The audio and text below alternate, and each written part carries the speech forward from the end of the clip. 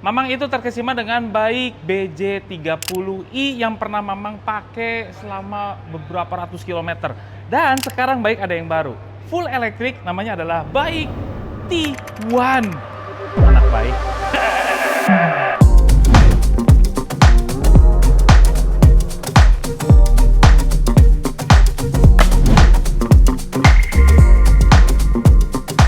Jadi akhirnya baik mengeluarkan versi elektrik full gitu ya untuk commuting sehari-hari. Sebetulnya di segmen ini itu banyak banget saingannya. Salah satunya adalah Atto 3, terus juga ada Ion UT kayak gitu ya. Dan ini merupakan suatu crossover kata baik karena dia punya ground clearance yang tinggi. Bentuk depannya cuman sekarang tuh agak-agak bercampur antara crossover sama hatchback, itu agak-agak semu. Seperti depannya modelnya ini hatchback sekali dengan lampu-lampu LED, terus bentuk lampu LED-nya tuh pipih kecil kayak gini, cuman terang kelihatannya tuh, garisnya tuh garisnya tuh. Nah ini bisa bikin terang, ini lampunya terang. Ini padahal di siang hari seperti ini menghasilkan lampu yang terang walaupun dia sekecil ini gitu. Sekarang ya kalau mobil-mobil zaman sekarang udah nggak ada fog lamp segala macem. Cuman ini aja udah cukup. Terus di sini, di bawah sini udah dikasih sensor pinggir-pinggiran. Terus di sini kasih aksen juga hawa udara yang bisa. Terus di bawah sini ada aksen-aksen lagi seperti ini, gitu ya. Ya. Sepertinya bentuknya dan warnanya ini pernah dipakai sama BYD, yaitu ya bisa menyerempet ke Dolphin juga karena secara warnanya hampir mirip-mirip juga, ya. Tapi bentuk depannya memang suka pipi-pipi seperti ini, jadi menyiratkan sebuah mobil yang aerodinamis untuk sebuah crossover. Betul. Nah, kita lihat pinggirnya, dia punya panjang 4.337 atau 4,4 meteran saja untuk commuting sehari-hari juga. Oke, terus dia juga punya wheelbase 2.770 mm yang oke banget untuk radius putar, itu nggak terlalu gede-gede amat. Baterainya di mana, Mang? Ada di bawah. Kurang kencang siapa sih? Parah banget. Nih, di bawah sini ini ada baterai yang nih, sayangnya di baik ya. 42,3 kWh saja. Jadi mobil ini sebetulnya untuk commuting di dalam kota lebih enak karena dengan baterai di charge full itu sampai 425 km dengan metode CLTC ya. Yang biasanya kurang dari 400 kilo jadinya. Jadi mobil ini memang untuk commuting di dalam kota aja enaknya. Untuk antar anak-anak sekolah, terus juga ngadem untuk ibu-ibu, untuk belanja-belanja, ini mungkin jagonya karena ini adalah yang luas di dalamnya. Dia pakai velg yang lumayan besar lagi. Lihat, dia pakai 21555 radial 18. Depan cakram, belakang cakram, dia pakai ban dari Gripmaster dengan merek Linglong, Linglong. Mamang suka sekali dengan desain velgnya, bagus motifnya juga, terus juga ada gradasi two-tone kayak gini ya, tuh ada dual, jadi ada yang polis, ada yang hitam seperti ini, cuman bagus. Ini kalau dimasukin ke BMW ini cocok sekali. Iya, velgnya bagus. Mamang suka pertama kalinya ngelihat velg mobil listrik yang terbagus mungkin ini di kelasnya. Ini yang paling bagus, motifnya ya. Terus kalau ngecasnya gimana, Mang? Ada di sini. Dia pakai DC tuh ya. Jadi 30 ke 80% itu hanya 25 menit saja. Ya. Jadi cukup lumayan lah, lumayan kenceng juga. Terus ada aksen-aksen seperti ini yang di glossy aja, hitam glossy juga di spionnya. Wait, kamu penasaran? Tah, tunggu dulu di situ.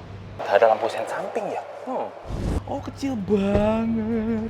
Jadi di depan sini nggak ada kelipan LED gitu ya. Di sini ada untuk ngasih tahu yang di pinggir belakang mobil ini. Nih, situ aja.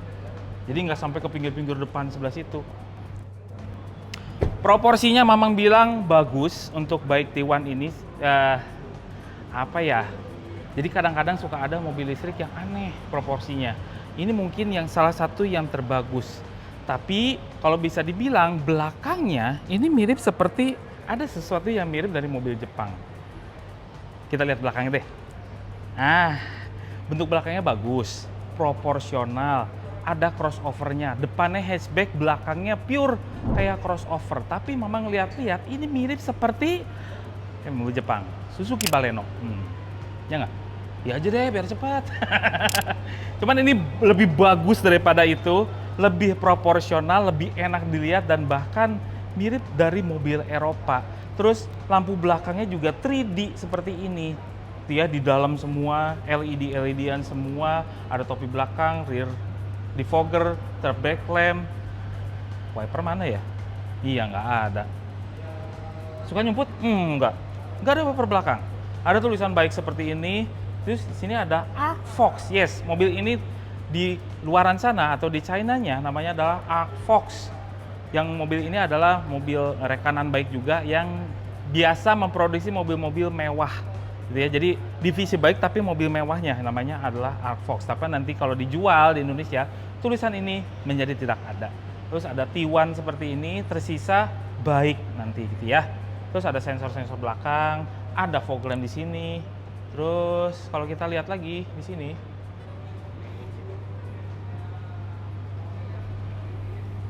tahu nggak bukan di sini? Katro, nih sini. Ting. Yes, kebukanya secara elektrik otomatis. Sini lihat bagasinya, Mamang bilang ini tidak terlalu gede-gede amat, 500 literan lah ya. Sini gede, cuman ini kalau bisa bawa duit miliaran itu ada di situ. Yes, ini bisa nampung 5M lebih. Ini gede sekali. Jadi kalau untuk nampung kolam lele, nah ini di sini kita bisa ternak lele di sini. Atau duit 5M lah. Tapi di atas ini tidak begitu gede-gede amat. Kursi ini bisa dilipat 70-30. Jarang loh yang 70-30 dan rata lantai. Ya, 70-30. Biasanya 60-40, ini 70-30. Buat dimaksimalin buat barang kayaknya. Oke, keras. Di pegangannya doang yang empuk. Terus ada tempat-tempat untuk naruh botol di sebelah sini. Terus bagaimana Mang kursinya? Oh, kursinya bagus. Oke, ini adalah kulit sintetis. Kulit sintetis ini biasanya ada di range harga 300 atau 400-an ya. 300 kecil sampai 400-an. Mungkin nanti range-nya adalah harganya di situ. Wah, perangnya gila sih. Di situ sih banyak banget kelasnya. Oke, ini adalah posisi duduk Mamang 172 cm dan ternyata kepala enak, duduknya enak. Di sini 10 jari lebih, kaki Mamang yang 46 size-nya bisa dengan enaknya di bawah kursi yang di depan sini. Paha tersangga dengan baik, sandarannya enak menurut Mamang, dan empuk. Lah, gini nih, di BJ30 yang Mamang pernah coba waktu dulu, itu seperti itu juga rasanya. Luarnya begitu, cuma begitu masuk ke dalam, mobilnya tuh terasa jadi enak gitu loh. Luas-luas, joknya enak-enak, itu di BJ30E. Nah, ternyata di bike T1 ini juga sama seperti itu.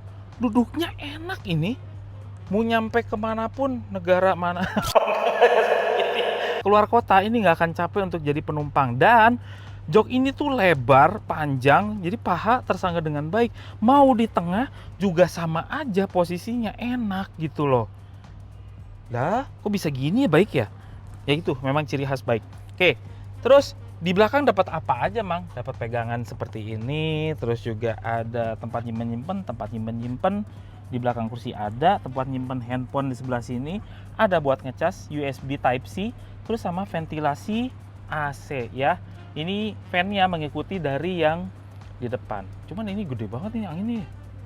Oke lah, ini pada angin 2 loh di depan. Tapi ini gede sekali ke belakangnya. Oke. Terus headrestnya sayangnya ini nggak terpisah. Jok pocong, tapi yang di tengah bisa dipisah gitu, dan nggak ada armrestnya, itu aja. Cuman duduknya memang surprise enak ini mobil. Oke, kita lihat ke depan. Kita lihat bagian depannya. Jadi buka handle pintunya juga model konde biasa gitu ya. Jadi nggak istimewa memang, tapi itu yang dibutuhkan oleh Mamang justru. Karena nggak macam-macam, nggak flash door yang bikin repot. Ini enak tinggal tarik aja ya. Nah, di sini keras. Tempat tangannya aja yang empuk. Terus ada power window, tombol power window, ada central lock, ada power window lock. Kursinya ini mirip seperti yang di belakang dan sepertinya enak seperti BJ30E. Bisa depan 1, 2, 3, 4, 5, 6. Ada 6 pengaturan ya. Kita lihat dalamnya. Tuh kan duduknya enak. Duduknya enak, joknya empuk, sayangnya tidak ada pengaturan inklinasinya. Kan kalau head adjuster gini ya, tet gitu maju semuanya. Mamang butuhnya yang inklinasinya, tet yang gitunya doang tuh. Jadi pahanya itu serasa nggak kesanggak gitu. Itu sayangnya. Mobil Cina tapi sekarang gitu semua deh. Oke, ada tilt steering teleskopik yang lumayan. Ini dapat titik ergonomisnya lumayan bagus. Cuma mau bilang sih belum pas-pas amat, ini gara-gara kursi nggak bisa naik depannya doang. Dah, itu aja. Terus kita dapat apa aja, Mang? Ini adalah layar 15,6 inch. ADAS-nya ada 12 fungsi dan level 2. Yang ada di sini itu ada apa aja, Mang? Oke. Nah, ini adalah tampilan utamanya seperti ini dan bisa dikasih shortcut dan macam-macam ya. Cuman ini basically, nah ini bagus nih, gegas nih. Di BJ30E sangat-sangat lambat, yang ini kenceng. Lihat, nggak ada ngeleknya yang ini baru bagus. Terima kasih baik sudah mendengarkan keluhan Motomobi gitu ya. Di sini ada apa aja, Mang? Ada setting ya, ada search gitu. Ini bisa pengen nyari apa nih tentang door, nanti keluar door. Nah, di sini yang pertama kali ada door window kayak gini-gini, kelihatan nih. Oke, open terang close. Pengaturan lampunya.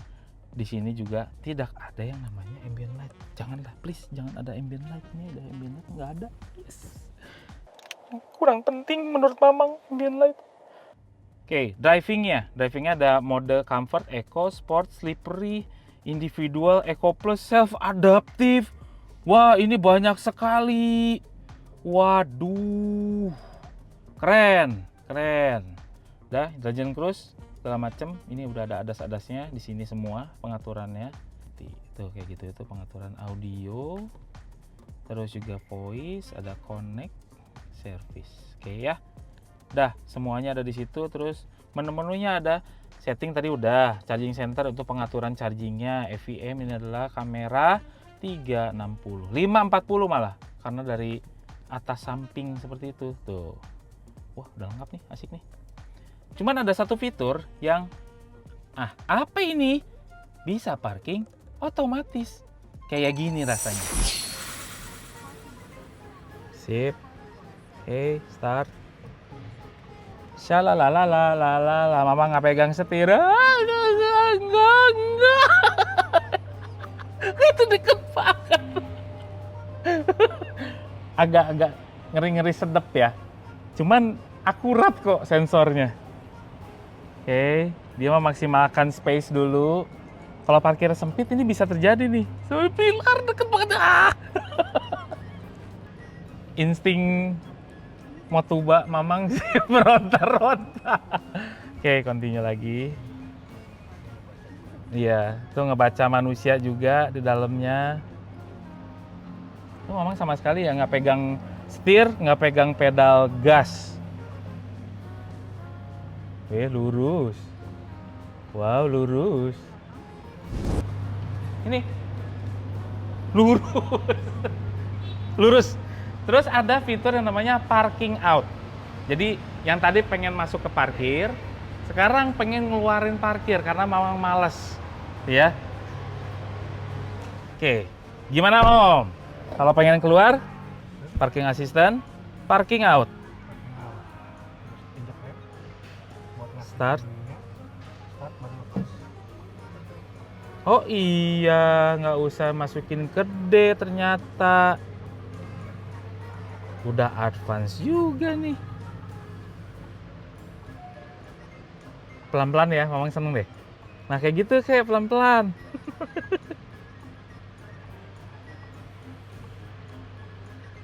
Mundur dia. Wah asik sih, ada parking out juga sih. Lurus lagi. Oke, fitur yang oke. Keren kan, bisa parkir otomatis. Terus multimedia center biasa, gallery, phone, driving report, ini data-datanya. Nah, tuh kan. berapa pemakaian baterainya dan segala macam ada di sini semua. Terus ada apa lagi Mang? Carbit link ya, biasa Android Auto, Apple CarPlay Ready, Vehicle Manager. Ini apa nih? Nah kayak gitu. Wah ini kita dinilai nih nyetirnya, berapa skornya gitu. Terus apa lagi ya? Vehicle Guide, Memo, apa nih, Eagle Lab. What the? I don't know what it is. Dah, di dalam sini langsung ada shortcutnya untuk parking otomatis juga, volume, dan bisa diatur-atur pengen di apa aja shortcutnya. Sini pasti ada shortcut lagi. Nah kan, ini untuk mode drivingnya, shortcutnya segala macem. Sayangnya di sini juga udah minim tombol-tombol, yang artinya untuk pengaturan wiper pun menjadi ke sini gitu ya. Diputer-puternya nih di sini untuk pengaturan ke bawah gitu. Kurang praktis, memang lebih senang yang tombol. Walaupun ini menjadi futuristik ya. Terus di speedometer ada apa aja Mang? Cukup lengkap di sini, ada jam digital, baterainya, berapa range-nya juga. Terus juga ada 3D si mobilnya. Ini bisa di reset segala macam, MID-nya segala macam, dan safety belt-nya ada di sini juga ya. Jadi cukup lengkap. Tampilannya juga bagus dan mewah. Enggak seadanya untuk instrumen cluster, ini tergolong enak dilihatnya. Di setir ada tombol-tombol tentang pengaturan. Sebelah kiri adalah untuk pengaturan ADAS-nya, sebelah kanan adalah untuk pengaturan entertainment. Nah, di sini, jadi memang udah lebih jelas nih. Karena di sini ada pengaturan jarak di depan, berarti adaptive cruise control. Terus di sini juga ada lane keeping-nya. Ini ada gambar menjaga di tengah, berarti ada nih lane centering-nya nih.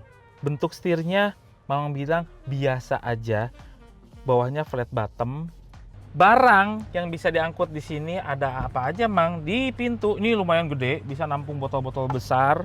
Terus juga ada cup holder 2 di sini. Di sini juga ada. Oh, di sini nggak ada wireless nih. Nggak ada wireless chargingnya ya. No, nggak ada wireless charging di sini, tapi bisa nyimpan handphone di sini.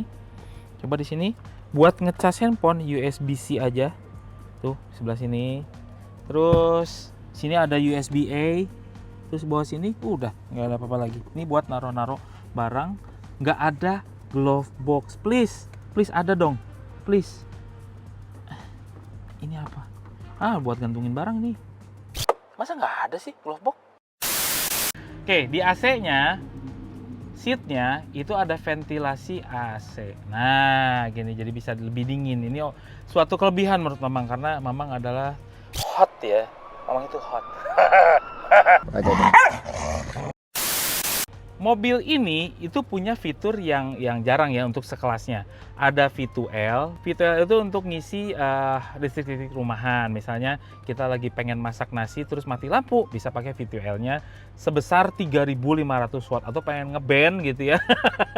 Di bawah mobilnya dengan watt sekitar 3.500 itu masih kuat. Tapi di Bike T1 juga punya V2V. Itu apa sih Mang? V2V itu adalah untuk ngisi atau reverse charging lah kalau di handphone. Bisa ngisi daya ke mobil listrik yang lain kalau lagi membutuhkan. Itu jarang sih untuk di kelasnya di sini. Oke, kita lihat mesinnya. Mesinnya itu ada di depan.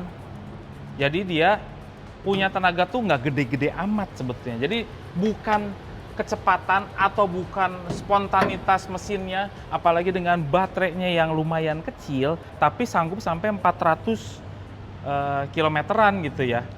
Nah makanya si mesinnya itu nggak terlalu gede-gede amat, dia punya tenaga 94 PS dan torsinya 176 Nm. Untuk sebuah mobil sebesar ini punya tenaga yang biasa-biasa aja, dan bahkan klaim top speednya hanya 150 km per jam. Makanya Mamang bilang dari awal, mobil ini cocok memang untuk commuting di dalam kota atau sesekali keluar kota. Nah, nextnya mungkin akan kita review. Tapi kapan ya? Mudah-mudahan dipinjemin sama Bike. Yes, jadi bagaimana menurut Anda mengenai Bike T1 ini? Segera komen di kolom komentar.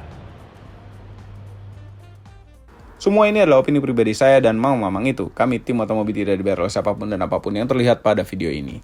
Jangan lupa tekan tombol jempol ke atas dan subscribe channel Motomobi, Omobi, dan Nesmobi apabila belum, berikut dengan tombol loncengnya. Share video ini ke seluruh dunia melalui sosial media Anda, dan jangan lupa follow sosial media kami semua termasuk Instagram. Cek website kami motomobinews.id. Terima kasih telah menonton.